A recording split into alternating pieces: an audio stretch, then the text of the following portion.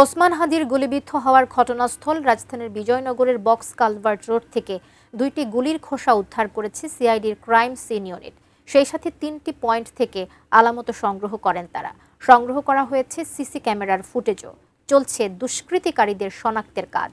আবুল কালাম আজাদের রিপোর্টে থাকছে আরো বিস্তারিত।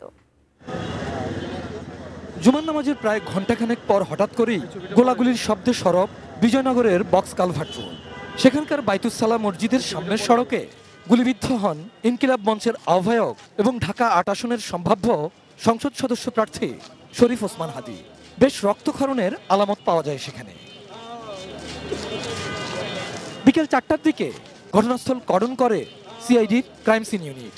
বিভিন্ন আলামত সংগ্রহে নেমে পড়েন তারা। এ সময় সোনালী রঙের দুটি গুলির খোসাও উদ্ধার করা হয়। তৎপরতা বেড়ে যায় পুলিশ, র্যাব, পিবিআই এর।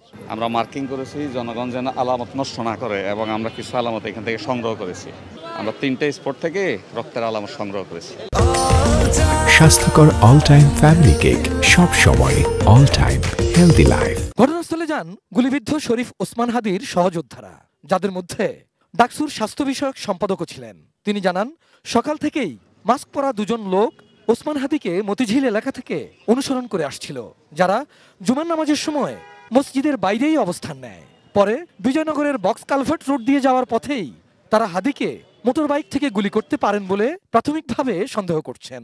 হাদি ভাই কোন কোন জায়গায় ছিলেন, কোন কোন জায়গা থেকে ওনারা প্রচারণা চালিয়েছেন, ওই যে সন্দেহভাজন যে দুইজন, একজন হচ্ছে দুইজনেই মাস্ক পরা ছিলেন, সারাদিনই তারা দুজন মাস্ক পরা ছিলেন এবং তারা তাদের নিজেদের ছবি তুলতেও নিষেধ করেছেন। একজন পাঞ্জাবি পরিহিত ছিলেন আর একজন কোট পরা ছিলেন, শুট কোট পরা ছিলেন। সেখানে উৎসুক জনতার ভিড় লেগে যায়। নির্বাচনের তফসিল ঘোষণার পর একজন সম্ভাব্য প্রার্থীকে গুলি করা কোনোভাবেই মেনে নিতে পারছেন না তারা।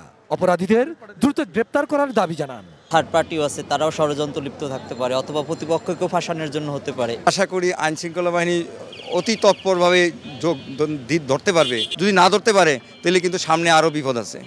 Abul Kalam Azad, ATN news, Dhaka.